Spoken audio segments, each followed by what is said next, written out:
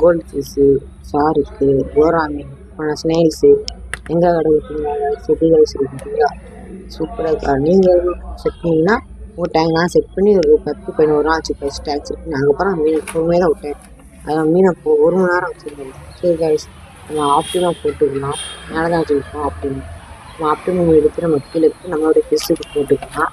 சரி வாங்க நம்ம எல்லாம் ஓப்பன் பண்ணிக்கலாங்க. ரைட்டு கைஸ் ஆயிட்டு ஓப்பன் பண்ணி வச்சுருக்கேன்.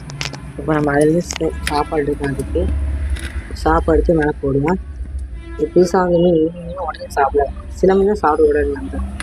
நம்ம வெளியே வச்சா சாப்பிட்டு நம்ம உள்ளே வச்சுருக்கோமா நம்ம உள்ளே வச்சுருவோம் இதுக்குள்ளே.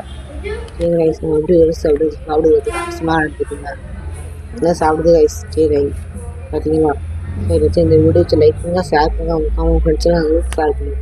சரி டாட்டா பாய். வணக்கம், சப்ஸ்கிரைப் பண்ணுங்கள். டாட்டா பாய். நாளை மீண்டும் நாளை சந்திக்கலாம்.